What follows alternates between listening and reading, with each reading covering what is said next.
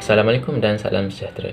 Salah satu tanda kita cinta akan negara adalah dengan mendalami dan menjiwai rukun negara. Apakah itu rukun negara? Rukun negara adalah ideologi kebangsaan Malaysia yang telah dibentuk pada 31 Ogos 1970. Ianya diperkenalkan berikutan peristiwa 13 Mei 1969 yang telah melemahkan perpaduan antara kaum di Malaysia. Terdapat 5 prinsip dalam rukun negara yang perlu dijiwai oleh rakyat Malaysia. Pertama ialah kepercayaan kepada Tuhan. Islam sebagai agama rasmi persekutuan, tetapi agama dan kepercayaan lain boleh diamalkan di mana-mana di bahagian persekutuan. Ketiadaan agama boleh meruntuhkan kepribadian seseorang dan merosakkan bangsa dan negara.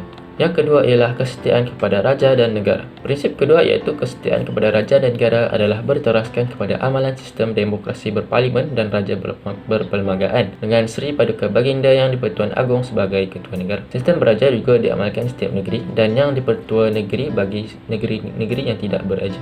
Yang ketiga ialah keluhuran perlembagaan. Prinsip ketiga menyuruh rakyat supaya menerima, mematuhi dan mempertahankan keluhuran atau kemuliaan perlembagaan negara. Perlembagaan negara adalah sumber perlindungan tertinggi dan berfungsi memberi perlindungan pada rakyat akan hak dan keistimewaan sebagai warga negara. Rukun negara yang keempat adalah kedaulatan undang-undang. Keadilan yang diasaskan atas kedaulatan undang-undang menunjukkan bahawa setiap rakyat adalah sama taraf di sisi undang-undang. Kebebasan asasi juga terjamin bagi semua warga negara Malaysia. Tanpa adanya undang-undang, maka negara tidak akan dapat mencapai keamanan dan kestabilan. Yang terakhir ialah kesopanan dan kesusilaan. Ianya bertujuan untuk membentuk warga negara yang bersopan santun dan bertata susila, dan ia amat penting dalam konteks perhubungan antara masyarakat pelbagai kaum di Malaysia. Kita sudah mengenali dengan mendalam maksud rukun negara. Jadi apakah pula definisi lain bagi cinta akan negara? Assalamualaikum warahmatullahi wabarakatuh dan salam sejahtera. Nama saya Izan Akilah binti Muhammad Effendi. Nombor nakib saya 207969. Saya dari Pilihan 10 Kuliah 3. Maksud cinta akan negara bagi saya adalah kemampuan seorang itu dalam menghayati sejarah Malaysia serta mempraktikkan apa yang beliau pelajari serta pengalaman hidup beliau dalam kehidupan seharian. Sejarah Malaysia telah mencatatkan beberapa peristiwa hitam yang perlu diambil iktibar, terutama sekali peristiwa 13 Mei 1969. Kesan daripada kurangnya semangat perpaduan serta hormat menghormati antara satu sama lain menyebabkan berlakunya perusuhan pergaduhan antara kaum yang besar pada ketika itu. Maka itu bagi saya semangat cinta akan negara amat berkait rapat dengan sejarah Malaysia. Kemampuan seseorang itu dalam menghayati sejarah Malaysia melahirkan individu yang mampu membantu ekonomi serta sosial di Malaysia tanpa mempunyai perasaan resis antara satu sama lain. Akhir kata daripada saya, kita sebagai rakyat Malaysia hendaklah memahami pembentukan Malaysia itu sendiri yang terdiri daripada pelbagai kaum. Maka itu seseorang itu hendaklah sentiasa menghormati serta saling bertolak ansur antara satu sama lain. Kita hendaklah memupuk semangat patriotisme pada diri kita agar peristiwa hitam seperti 13 Mei 1969 itu tidak berlaku lagi. Terima kasih. Hello, Assalamualaikum. Nama saya Sofia binti Ismail. Setiap orang pasti akan ada definisi mereka tentang cinta akan negara. Dan pada saya, definisi cinta akan negara adalah kita sayang akan keluarga. Hal ini kerana institusi keluarga yang baik secara automatiknya akan membentuk masyarakat yang baik. Dan masyarakat yang baik sudah pasti akan membentuk negara yang baik. Oleh itu, ibu bapa memainkan peranan yang amat besar untuk mendidik anak-anak mereka dengan menerapkan nilai-nilai murni seperti menghormati antara satu sama lain dan juga menghormati orang tua. Seterusnya adalah penerapan ilmu-ilmu agama yang cukup kepada anak-anak mereka dan menerapkan jati diri tentang cinta akan negara kepada anak-anaknya. Hal ini kerana apabila anak-anak ini sudah membesar, sudah pasti mereka akan mempunyai keluarga sendiri. Oleh itu, nilai-nilai murni yang baik ini sudah pasti akan mereka turunkan kepada anak-anak mereka. Dan secara automatiknya, generasi Malaysia akan menjadi generasi yang baik. Kesimpulannya,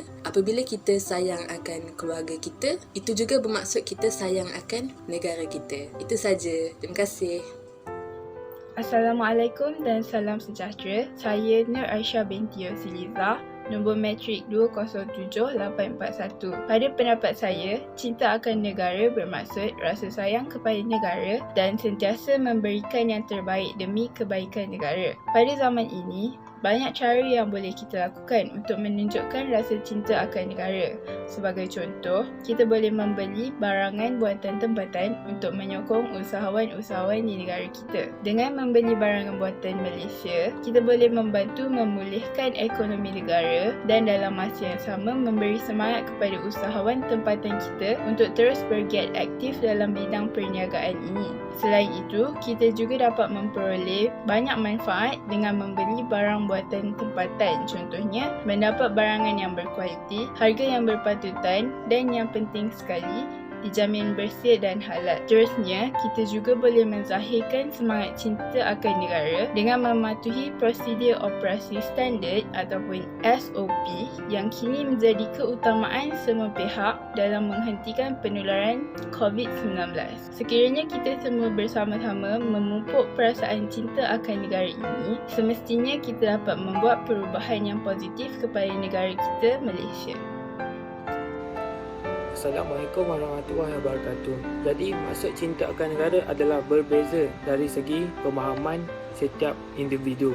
Bagi pemahaman saya terhadap maksud cinta akan negara adalah kita perlu mengenali tokoh-tokoh kemerdekaan negara kita.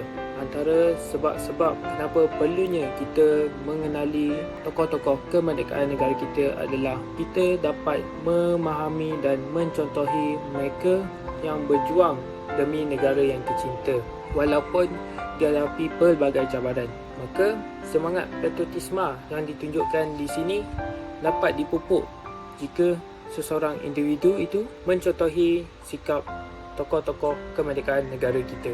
Selain daripada menunjukkan semangat patriotisme terhadap negara, tokoh-tokoh kemerdekaan negara juga menunjukkan sikap kerjasama dan usaha yang berterusan untuk mencapai kemerdekaan negara walaupun mereka berlatarkan belakang yang berbeza. Ini menunjukkan semangat perpaduan mereka yang tinggi untuk mencapai kemerdekaan dan kesejahteraan negara. Jika kita mencontohi sikap ini, semangat perpaduan antara kaum di Malaysia akan menjadi lebih kukuh dan dapat mencapai kesejahteraan negara. Sekian, terima kasih.